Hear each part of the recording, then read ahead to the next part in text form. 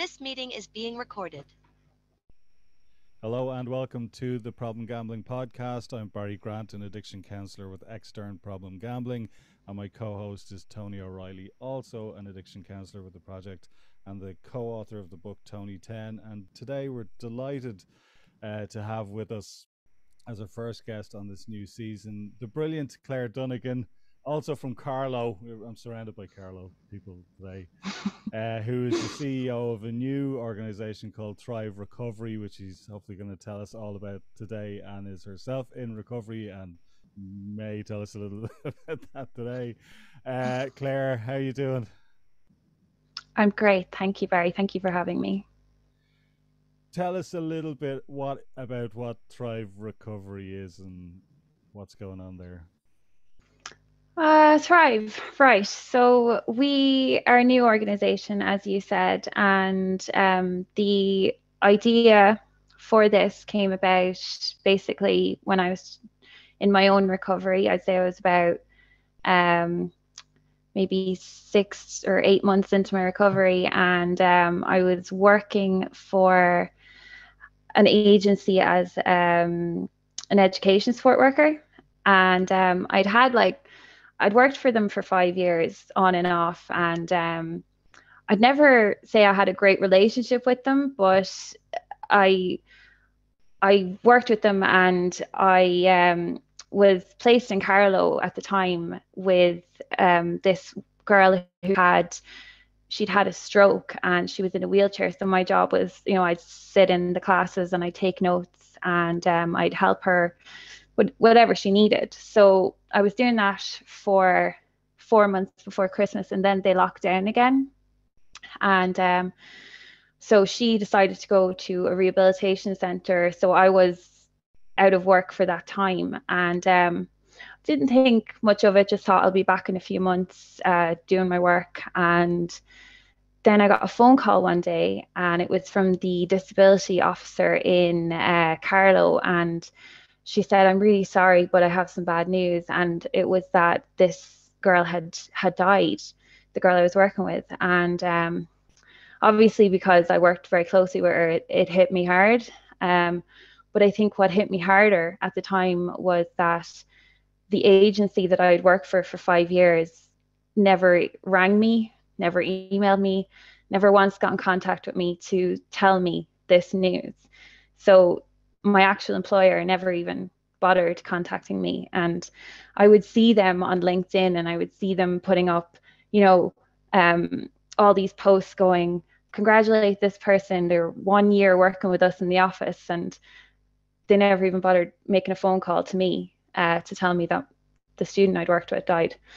So I think at that point I had been thinking about recovery in general and the things that I would like to do to help other people, because I felt like I really had to make my own journey in recovery. And because at that time that employer had treated me so badly, I just felt like, right, this is the time now. This is the time where you kind of make or break, because you've been floating around doing different jobs, just keeping your head above water, and you need to find something that you really love and that make sure that you're never treated like that again as well. So you kind of make your own way. So, I know I was about 8 months into recovery at that point, but I couldn't get the journey of recovery out of my head. I got into it, and I was eating a lot better. I was exercising, and I was taking one day at a time, as you do.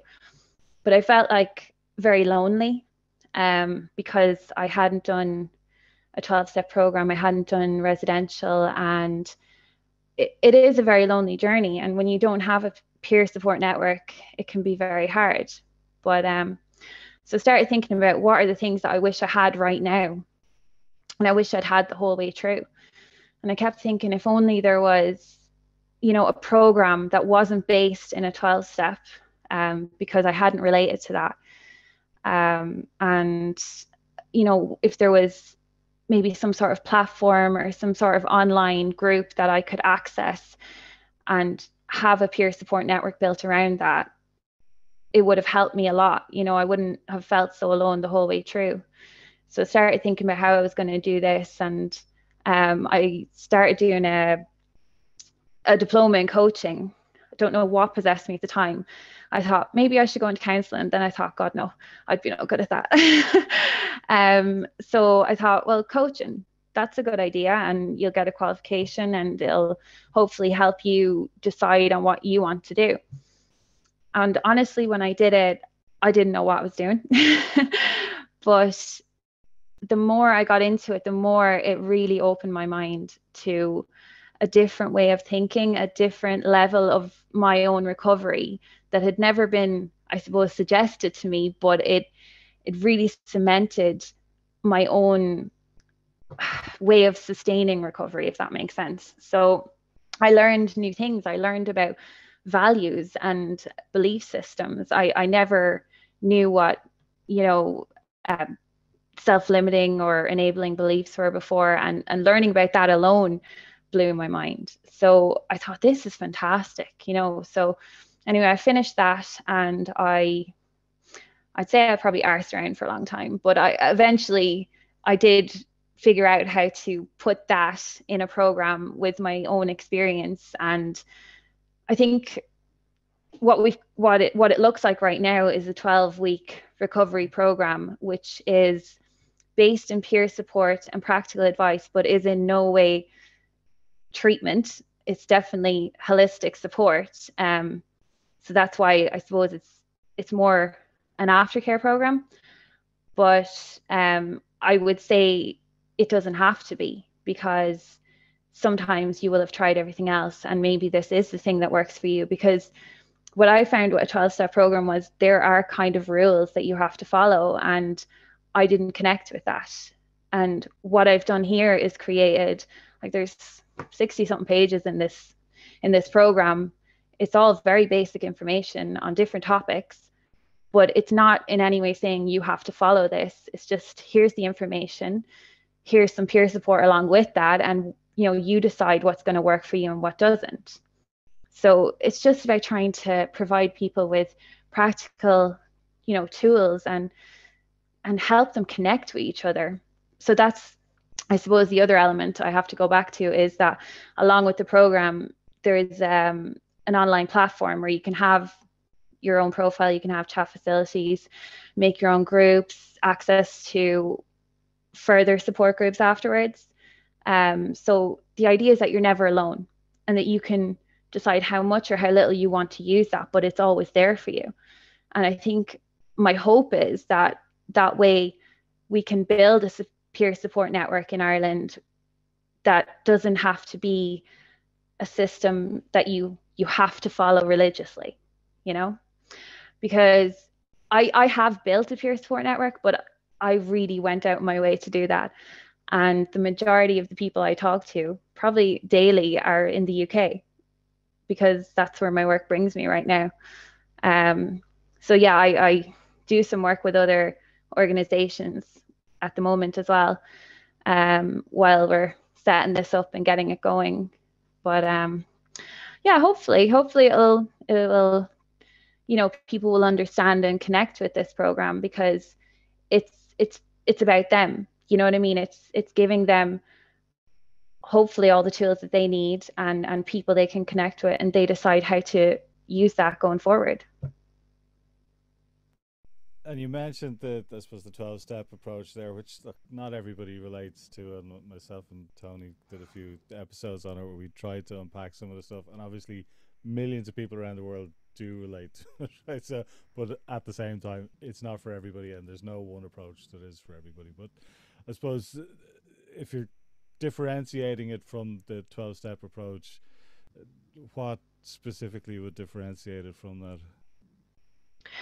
Several things. What I always say is that this program is about thriving, not just surviving.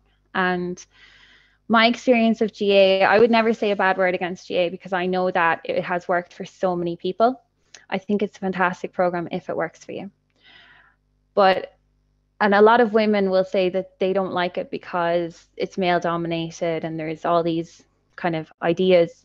I didn't find that. I went in and everyone was fantastic. What I would say was I didn't relate to the book, the steps, and I also didn't feel like the people there were really thriving in their recoveries. It felt very solemn. Maybe it was just the meetings I was going to. I don't know. But everyone was really nice. Now they felt that because I was the only woman in the room that I should maybe have a woman to talk to. So they put me in contact with a lady. Don't know where she was living, but anyway, I gave her a call, and I would just say, like, she wasn't living an inspiring life in recovery. She seemed very down and lonely, and I suppose she reiterated the fact that at least she was in recovery. But for me, I didn't see the upside to being in recovery after I spoke with her, and I feel terrible saying that, but it just didn't inspire me the way that I needed to be inspired at that time. And it gets to that point where, like, I remember going to my GP, and I broke down crying in the surgery. I just really was so desperate for help, and she really did empathize with me, and she was lovely. But her answer was giving me antidepressants, and I knew at the time that wasn't what I needed. But I went on with myself, and I did a few things over the years, trying to get help. But there is this problem with when you try the tried and tested methods that work for everyone else and they don't work for you, and then you feel like you're a bigger failure, because not only have you got this awful addiction that takes over your life and your mind, but you also can't even get better. And it's a truly horrible place to be, and people don't realize it, and I never would have realized it before experiencing it. But one thing I would say is it really isn't prejudice. It can hit anyone, and I certainly never expected it to hit me. So Yeah, and that is a horrible feeling. I think that the idea that you're failing at controlling your relationship with the thing, if it's gambling or alcohol or whatever the addictive thing might be, and then to go for some sort of treatment or support and feel like you're also failing at that, when in reality it's just not the correct approach for you as an individual. It doesn't resonate with you as an individual. Many people find themselves in that position, and that's why it's so important that there are that there's an option B or an option C or an option D, or a combination of all the different options, so that the individuals get the support that does resonate with them. And I suppose the other important point that I think you're making there is that there's much more to being in recovery than just abstaining from the thing, right? If it's obviously we talk about gambling here, but if it's alcohol, with alcohol, let's say within AA meetings, there's the idea of the dry drunk. So you're abstaining from alcohol, but you're miserable, right? You're hating every minute of it, right? But technically, you're in recovery because you no longer drink alcohol, right? And there isn't a word for that in gambling recovery, but I think the mindset still exists for some people where, okay, they're abstaining, but they're not really in recovery.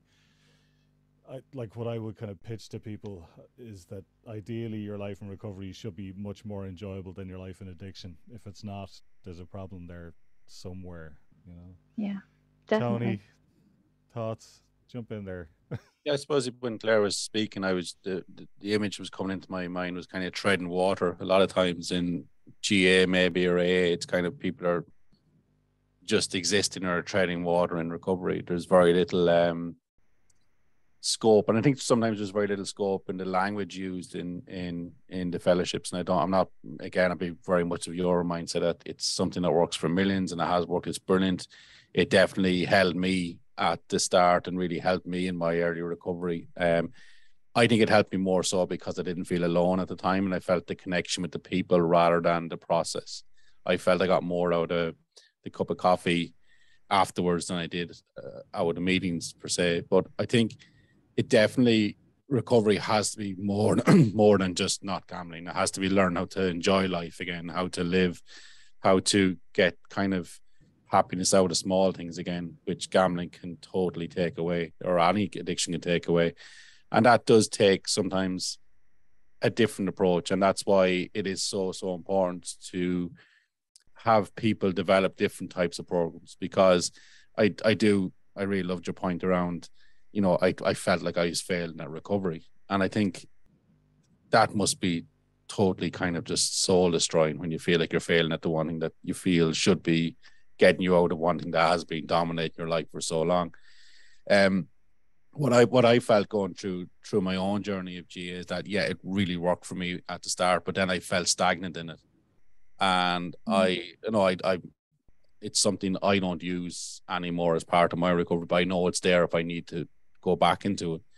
I remember I was at a meeting a while ago, probably my one meeting in for a while, and I remember I think at the start, now I know why I don't come to these meetings anymore, because it just felt the same conversation was there years after I'd heard. But then by the time I was leaving the meeting, I was kind of going, I got something from it.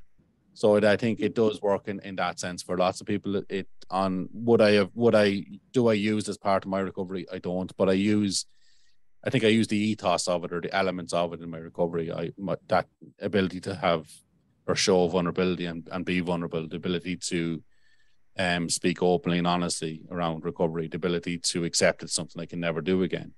And I think if you can mold that into a different type of program that's more accessible to people, or more, I shouldn't use the word more modern. I think that can only be a good thing. So it's good that there's a lot of these programs popping up, because it is like the saying, there's plenty of ways to skin a cat. It's kind of, if one approach doesn't work, there has to be another approach. And for so long, if you go to GP, it is antidepressants, or there's your local GA meeting, or there's a local addiction counselor.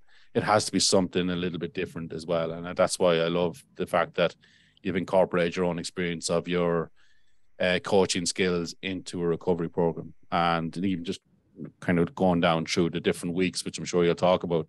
It really will help someone in area recovery, but also it can help someone to maintain that recovery. I think that's a very important aspect of it.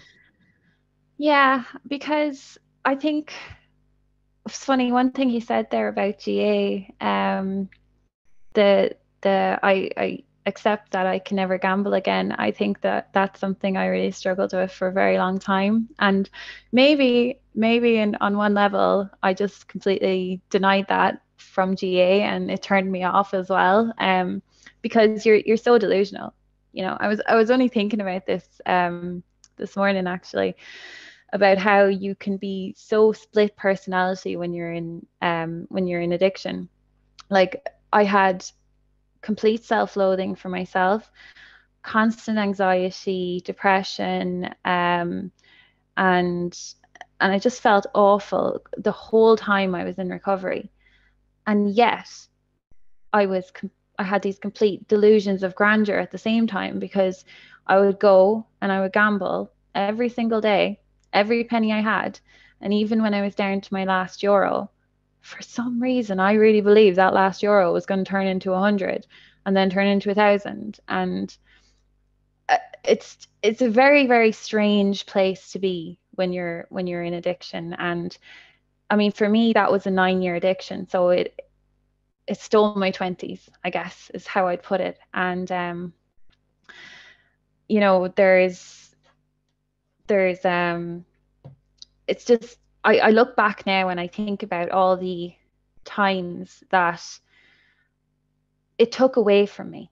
You know, if I look back to that whole 9-year period, and I think about the amount of like family occasions and you know, what should have been good moments in my life that didn't exist because I was there in body but not in mind. And my mind was always elsewhere, just waiting to get to the next bookies or waiting to log on to my laptop or whatever it was. It's hard to think about now how I lived that way for so long, but there's this adrenaline going on while you're in it, and because you feel like I have to win back all the money I've lost, I have to pay this, I have to do this, it keeps you going, but eventually it exhausts you to a point where you can't function anymore. I totally went off tangent there. I apologize, but it's just, you made me think about that. And it's, so yeah, so sorry. My point was that recovery, it's not just the day you stop, you know, and I think that that really was something I didn't realize either. You know, you think if you stopped that that's it, but when I stopped and the day I stopped, the whole next day was counting the hours that I haven't gambled, you know, and then that whole week was counting the days. And I'd say I lived like that for the first 3 months, counting each single day. And then, you know, once it got to a week, I'd say, well, you've gone a week, right? So you've gone a week without gambling. You can go another week. You can do this, you know, and it kept going like that. I'd say after 3 months, I stopped doing it that way. And I kind of just started trying to live. But it's like learning to walk again. You've been absent from the world. You've totally ignored everything around you. You've lived in this complete false reality for almost a decade, and then you have to learn how to live in the real world and you know, actually pay your bills and actually structure your life in a way that you're going to move forward, because you've been stagnant for so long. And I think that, you know, I'm over 2 years into my recovery now, and I feel fantastic being there, but it's been such a journey, and every day you have to maintain that recovery. And I would be lying if I said that, you know, the days when I'm broke, that I don't think about gambling. It's probably the first thing that comes into my head. But I've learned the skills now that I can talk to myself and rationalize with myself, which is something I could never do in recovery or in addiction. I can say, no, that's not the right way to do this. But it is the first thing that pops into my mind out of habit. And luckily I don't do that. But it's like, that's over 2 years down the line, and that's still my first reaction to, oh shit, you know, I need money. It's normalized to me, and I'm grateful that I don't go there. But I'm just saying that you don't really realize when you're starting out how hard it is to keep in that recovery space, you know, and keep your mind on track. Yeah, and I think it's great for people listening to know that, because people often ask, you know, we're obviously working with people kind of the first days and weeks and into maybe a few months for people, and they're asking, you know, will I ever stop having these thoughts about gambling? And you know, maybe not, but have, like, you have 60,000 thoughts a day. Like, we don't act on all of them, or else it'd be just total chaos and anarchy and a bloodbath and whatever else, right? So we have the capacity to have an automatic thought pop into our head, and over time to learn the skills to challenge that thought and say, no, I'm not going to do that. That's a bad idea. Been there before, worn the t-shirt. I know what the consequences of that are going to be, and have a little chat with ourselves and challenge it with practice over time. Like, but would you say it gets easier over time to have that chat with yourself? Oh, definitely. Yeah, I don't want to scare people and say that, you know, you're always going to be thinking about gambling. That's not true. I even though I work in this space, I actually rarely think about gambling myself. It's definitely easier. I think the first 3 months were hard, because not just because it's hard battling your demons, I suppose, but because you've lost the trust of the people around you. That's the hardest part, and you have to regain that trust and you have to rebuild it. And I struggled with that, because you do have this obnoxiousness, let's be honest, when you're in addiction, and you're driving everyone away, and even when they're telling you you have a problem, you ignore them, or you don't want to talk to them. So there's still an element of that I felt in early recovery, where, you know, if anyone wanted to ask me a question or challenge me, I wasn't able for it. But again, that just builds, because I really made such an effort to prove to people around me that I had changed and that I was changing. And I think what really helped me do that was that I knew myself for the first time in a decade, I wasn't lying, you know, because I lied all the time to cover my tracks. And not because of that's who I am, but because that's what the addiction does to you. I'm actually quite an honest person, I would say, but in that headspace, I wasn't able to be. It completely takes over your mind. It's like battling a demon every day, and every day that demon wins. And it's heartbreaking. But like I say, I think the determination to just not hurt the people around me anymore, you know, that drove me through. Yeah, that's what I'd say. Tony, you wanted to come in there? I was going to just, when you were talking there, like Anthony DeMello will say, like, when you fight something, you give it strength. And that's the kind of surrendering, and that's the acceptance bit of the fellowship meetings, is the surrendering the outcome that you can never do this again. I think once you do that, I think it's not in your mind as much. And I think the gambling is always there. It's a bit like grief. It's always there, but I think we grow around it. It's not that the grief minimizes or the gambling minimizes over years. I think we grow as a person around, so it becomes a smaller part. And that growth you're talking about is part of what you do in your program. It's like you help people to grow around or grow in recovery. So that the addiction, I think, is always there. And it's always the ability to that go-to place when you have a bad day, or when you have an unexpected bill come in, or when that bloody engine management light comes on your car again after you're only spending a fortune on getting it fixed. It's that kind of it's that initial kind of thing. Oh, I have to go, I have to go and gamble here to fix this or to escape from this.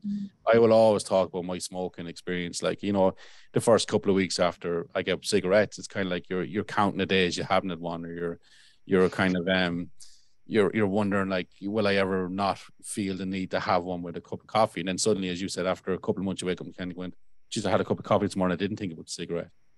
And I think it's only and then when I always talk about the story when I was back in prison, when I was surrounded by it again, smoking, like, there was nothing else to do in there. You're working in the kitchens, and every tea break, everyone smoked bar you. And you're seeing people actually rolling the cigarettes, or you're seeing them, you're hearing the sound of the tobacco when it's lit, and you hear and you smell it, and suddenly it becomes part of your life again. I remember sitting in the cell, and I had the tobacco, but I didn't have a lighter. And it was that New Year's Eve. I was bored. I was there from 6 o'clock, banged out in the cell. 12 o'clock, you were looking at the telly, and I had an overwhelming urge to roll a cigarette and have one. And if I had a lighter that night, I could have given into it, but I didn't. I kind of went through the urge, and that's a little bit like gambling. If you have taken away the means to do it, and that's why the control measures that myself and Barry talk about are so important. In that moment when you're not quite at your 100%, you can get through it. And I think when you grow around your addiction, or grow in recovery, or do that person development work in recovery, the thoughts will never leave. And as Barry said, if you act on every thought, so would be carnage, but the thoughts never leave. But if we can recognize those triggers, and recognize those thoughts and those irrational beliefs and gambling fallacies that Barry touched on earlier on, if we can grow around those, recovery is possible. And I loved Richie Sadler in his book, named his book Recovering, because that's what it is. It's not being stagnant in recovery. It's about learning how to tweak it. I'm a long time recovery. I constantly tweak in recovery, as you are long time recovery now, and you're constantly tweaking as well. That you have to tweak it as you go along, because otherwise we become just stagnant. And that's the word that just keeps popping into my head today, that's stagnant in recovery. And if that happens, then it's what the fuck am I doing this for? What's the point? And then that's when the old thoughts of, sure, it's only a tenner. Sure, it's a bit more excitement. I deserve it. All those thoughts that can come back in our head. So it was just when you were speaking there, and I have a lovely picture that I send clients sometimes. It's like a ball in a small jar. The ball is just barely fits in the jar, and it describes grief as the jar gets bigger, and the grief is still the same size, but the jar gets bigger. So it's something I use a lot as a visual for how we grow around different things in our lives. I like that, actually. I'm a big fan of like sayings and stuff, and there's two that I use a lot talking to myself and talking to other people. One of them I feel like I got from you, Tony, so correct me if I'm wrong, but it's don't give up everything for one thing when you can give up one thing for everything.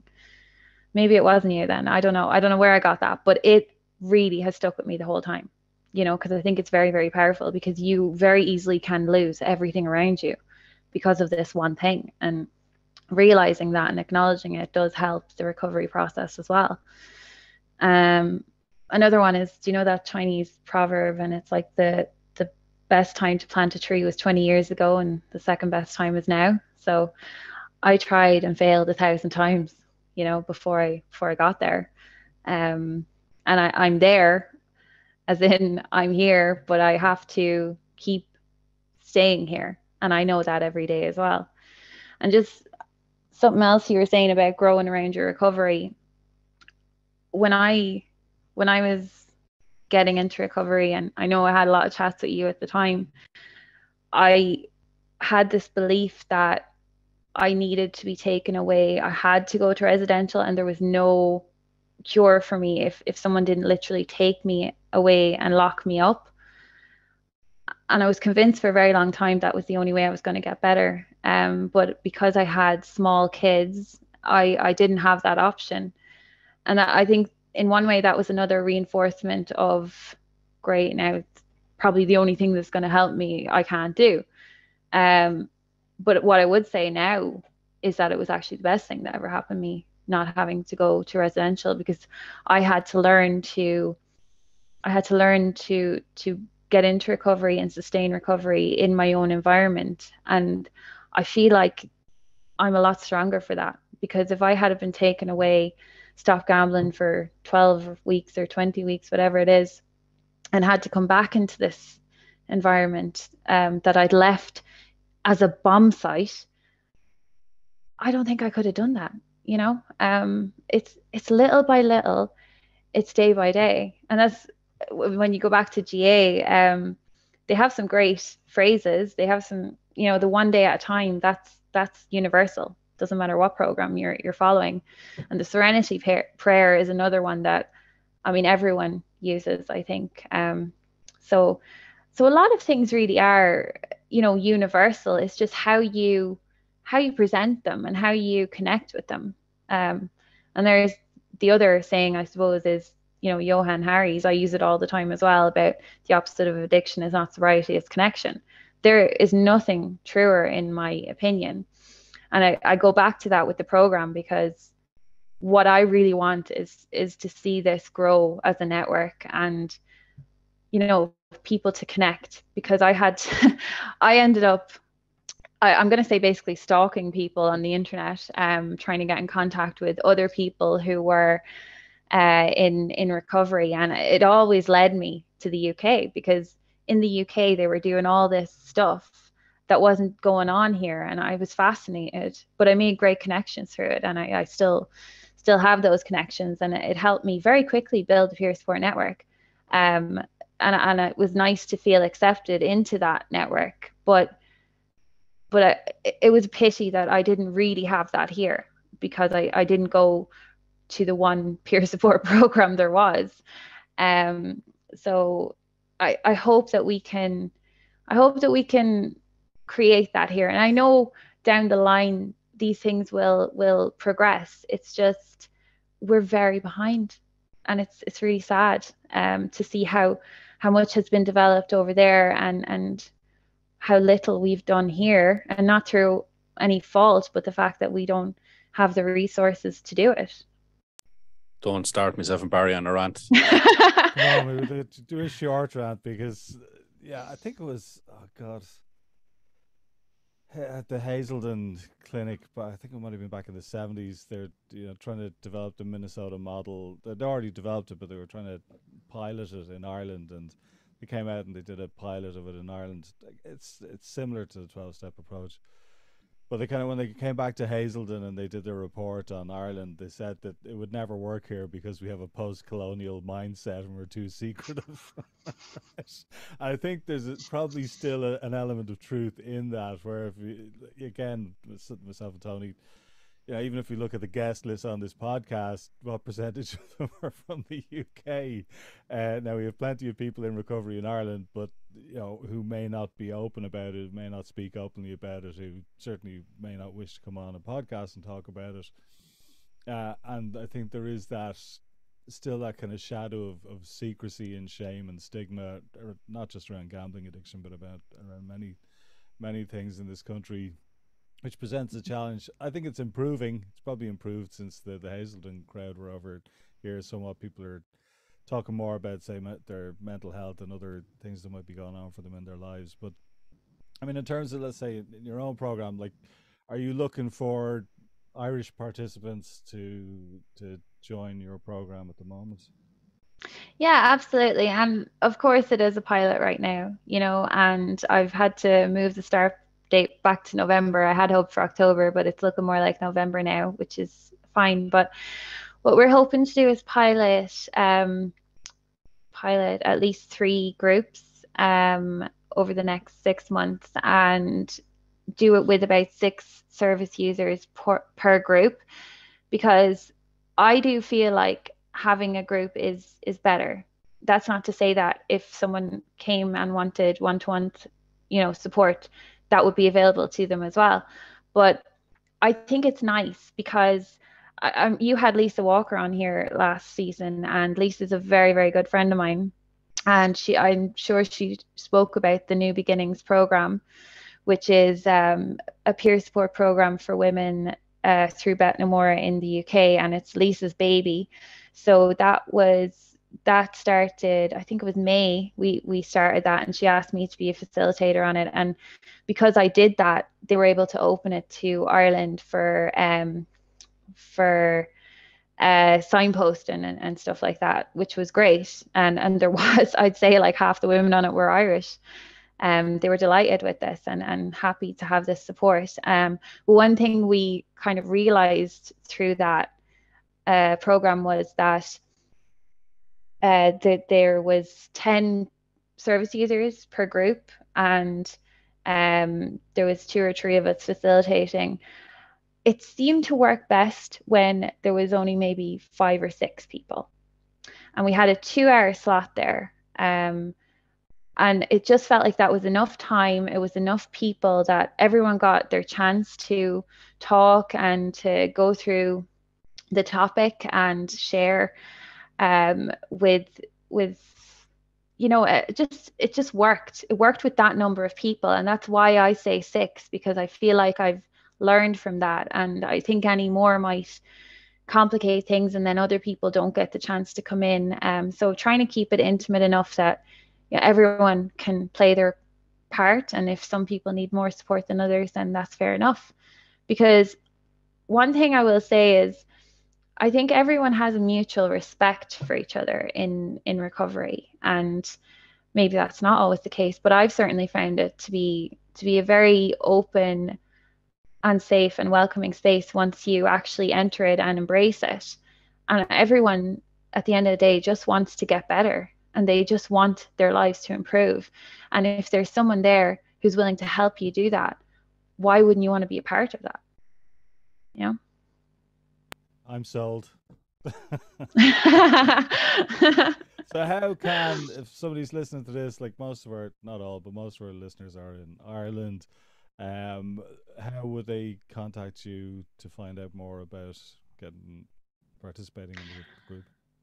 So at the moment, I'm doing content for a website, so I haven't gone live with that at the moment because I'm a bit of an OCD person and I want to be really good. I was like, don't do it yourself, Claire.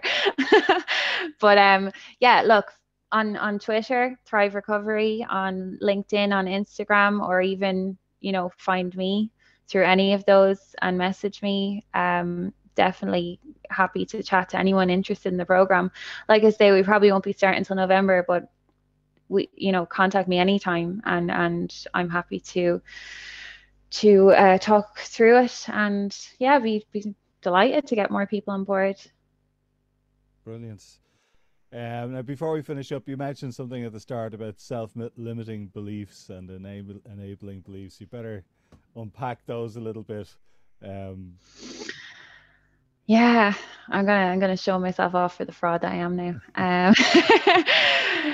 Yeah. So when I started the course, this was all very new to me, and we had an option for mentoring, I guess, with the professionals who were doing the course. So I thought, right, okay, I'm going to do this because I want to see how she does it. And, you know, she's the master and I want to be part of that. So I had this master coaching session with the lecturer, and she was like asking me what my agenda was, what did I want to work on today, that kind of stuff. And I had generic stuff, to be honest, that I was presenting to her.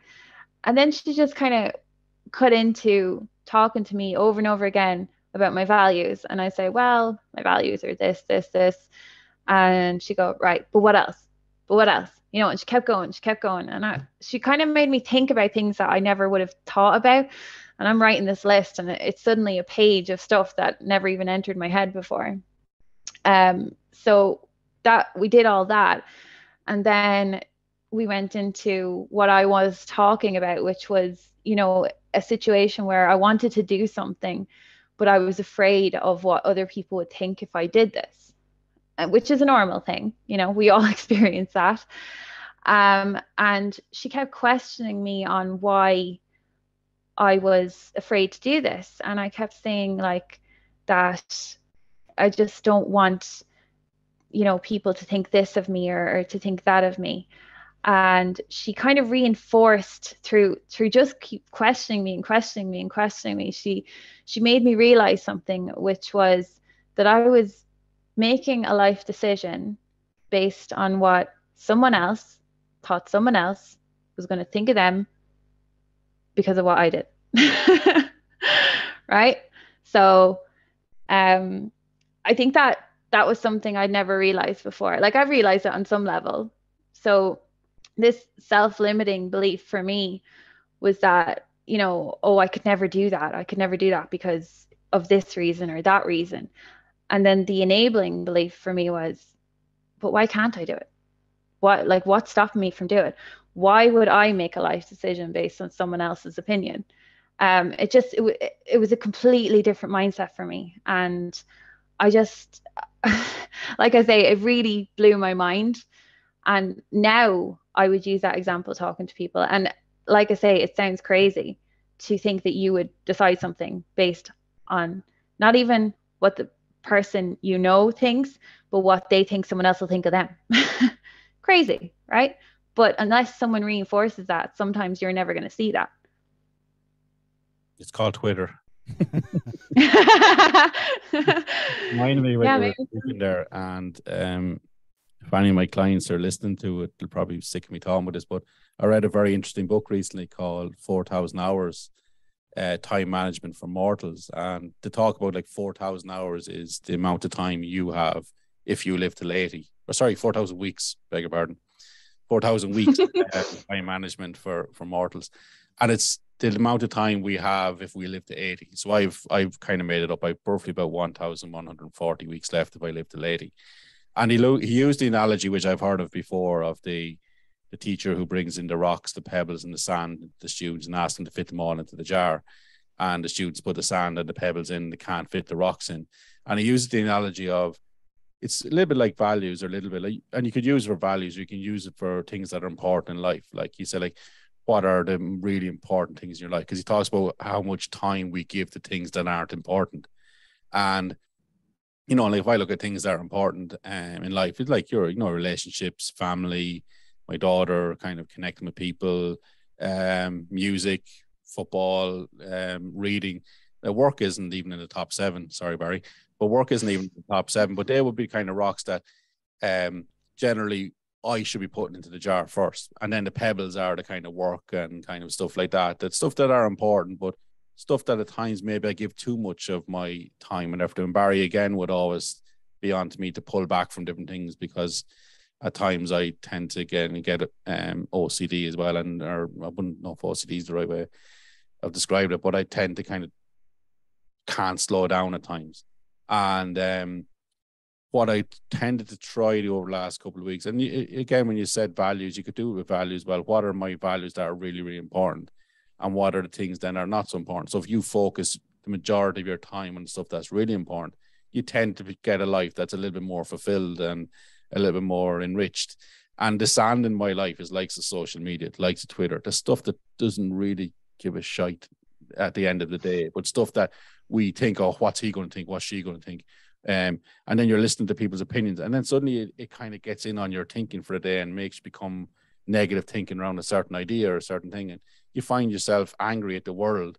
Like I watched a thing on Twitter there a couple of weeks ago where there was a goal disallowed for who was it against? It was against Man City, and it was a similar type of goal that Liverpool had disallowed in the Champions, or was allowed against Liverpool in the Champions League final. And I was scrolling through this and I was getting angry of the whole injustice of the whole thing, and I kind of going, at the end of the day, does it really matter? And I think that's what I've tried to do, I suppose, is to kind of look at what's really important and put those stuff first in my very little remaining weeks of my life. I don't want to sound morbid around it, but it gets you to think around the time we put into stuff that's not really important. And if you look at that in a value-based system as well, I think there's something there as well.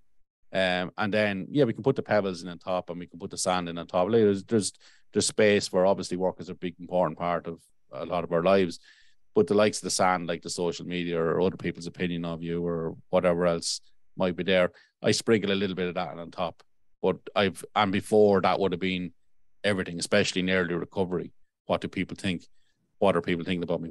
I have to connect with everyone, or I have to be this, or I have to be that.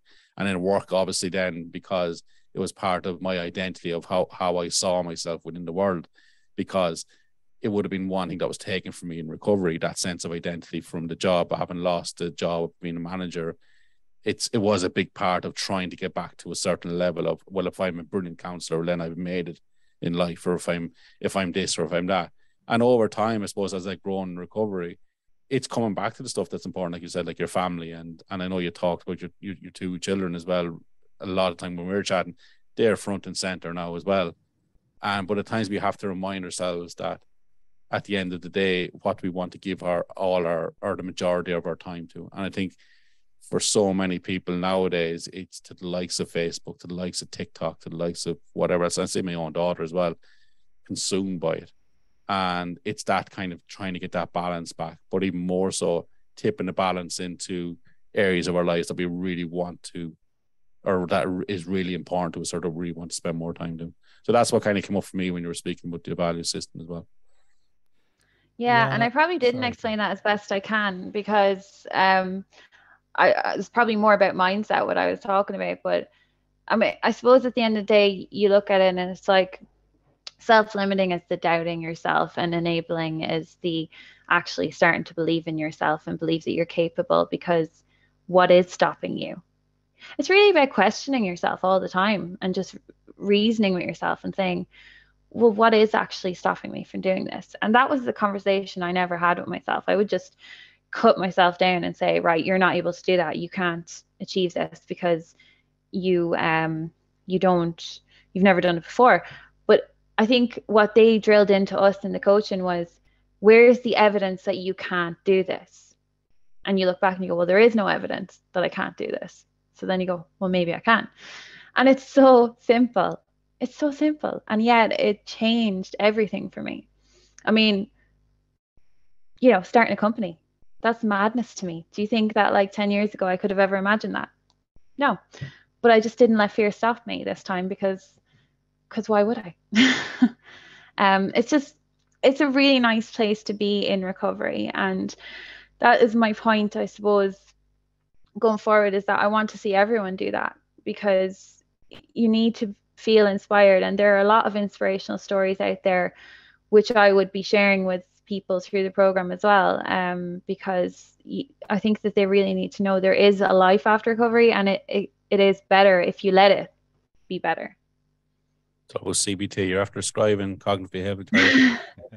It's also, I think, a bit on that, and I know Barry's going to come in to finish up, but the bit on that is like how we think impacts how we feel, and that's the kind of basis of CBT. So if we can get, it's like Christine Badesky, mind over mood. If we can change how we think in certain situations, it can have an impact on our feelings and emotions, which can lead us into a life that's a lot better, and we don't have to escape into mind-numbing gambling or alcohol or addiction to escape from it.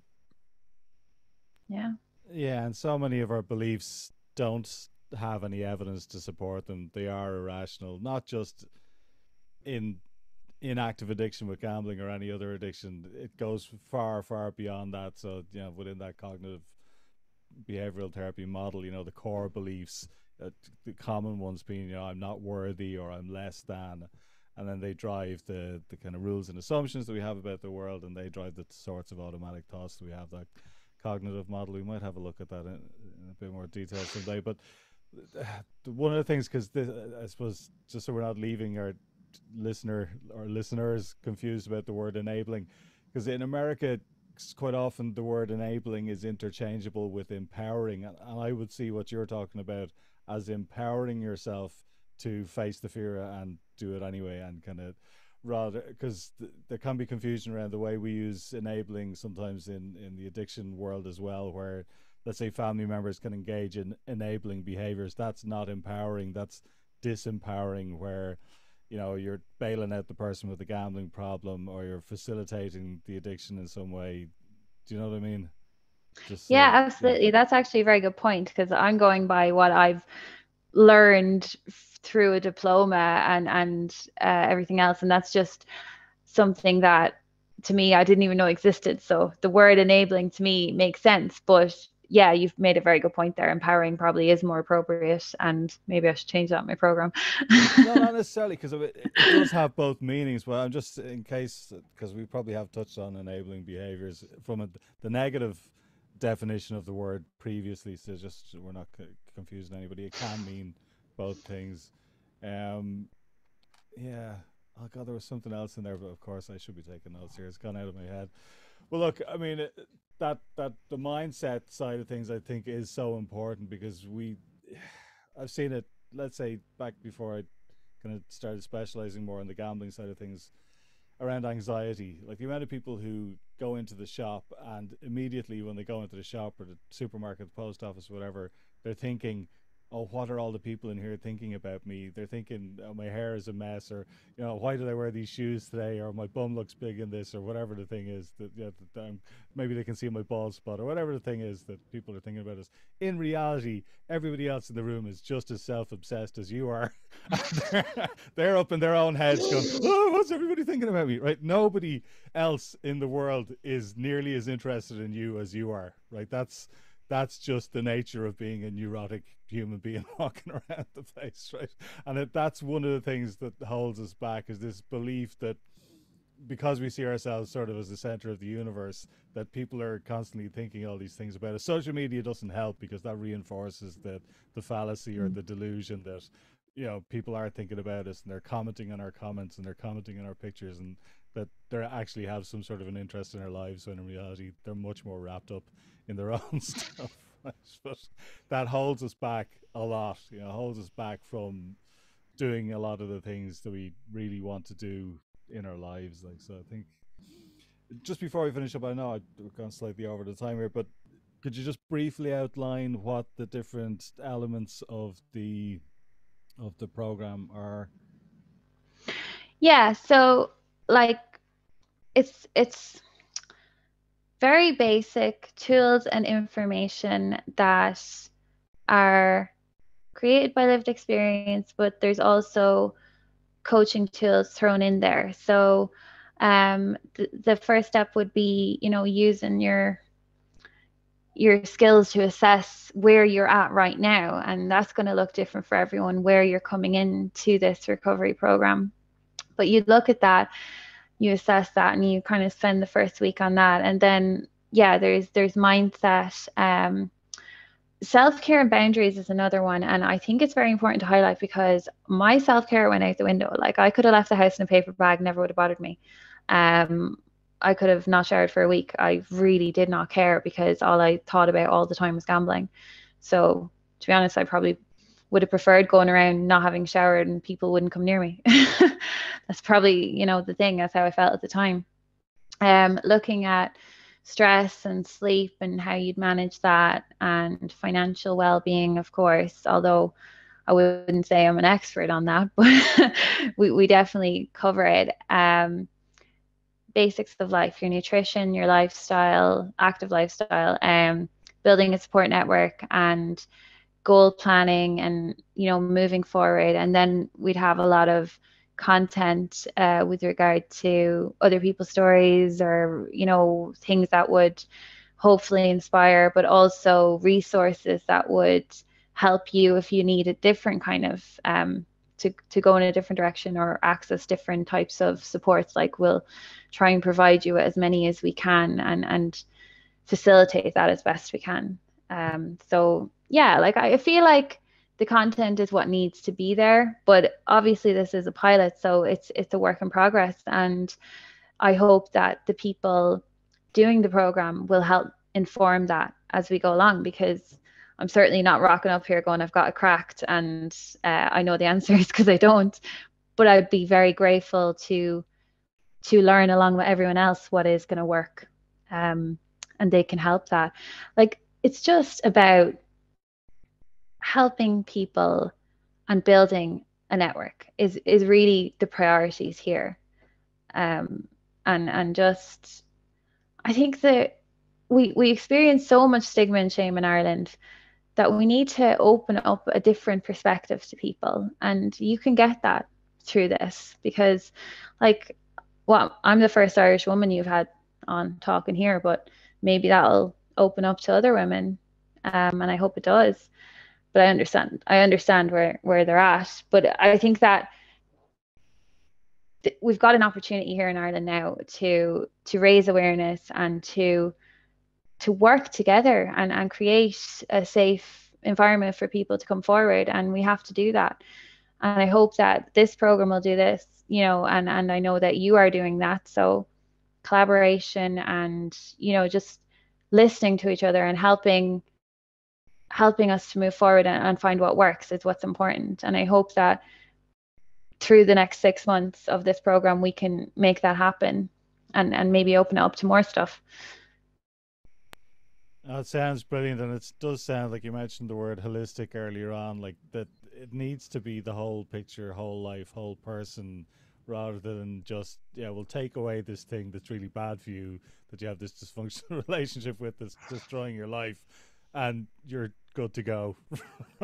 just through abstaining. Like, it has to be much more than that. And then I suppose even if you get kind of one positive habit up and running, it tends to have a positive domino effect, this kind of virtuous cycle, the opposite of the vicious cycle. And that sounds like exactly what you're trying to create there. And I suppose the helping within the network of people as well, which, you know, that's massively important. Tony, any thoughts or questions for Claire before we finish up today? No, I suppose just to reiterate what you said earlier on about the power of the group. I think the group work is really, really important. But also, like, the way I always kind of approach it is, group work is so powerful. And Sister Concelia, where I done my treatment, will always talk with the power of the group. I think one-to-one kind of counseling has a space that, if there's a certain element that you want to bring into a kind of a safe, not a safer space, but just to kind of explore on a one-to-one basis, that's the value of that as well. But the group work can be really, really important to build up that kind of feeling that I'm not alone here. I think for anyone in early recovery of gambling, that's that kind of sense you have, like, I'm totally alone here, because why can't I stop? And I think you made a very valid point of failing at recovery. I think that's the one thing I'll take from today, is that thing. There's no such thing as failing at recovery. It's just, the whole thing is that recovery is a process, and that we have to keep on coming back and trying different things. And it sounds like the group will give, hopefully, many, many people the chance to explore different ways of getting into recovery, and more importantly, maintaining it. That's Claire, thanks so much for coming on today. And I mean, again, you have hammered it home. You are the first Irish woman that we've had on here. You to the best of my knowledge, you may be the only Irish woman who speaks openly about being in recovery from gambling addiction or gambling problem disorder, whatever name you want to put on it, which puts you in a very unique position. And hopefully more women, more men, more everybody will come out and speak more openly about it, so we can reduce the stigma and reduce the shame, and more people can feel comfortable coming forward to get the help that they need, if we can kind of minimize or reduce the stigma and shame around it. So if people are interested in the pilot, which will be starting around November, they can check you out on all your many different social media platforms. I'm really bad at social media, Barry. I really am. But look, I'm there and I can be contacted, and website is under construction, but I won't plug that right now. So I think, just find me, or Thrive Recovery has a page as well on each of those platforms. So it'll be easy to find. And yeah, just message me.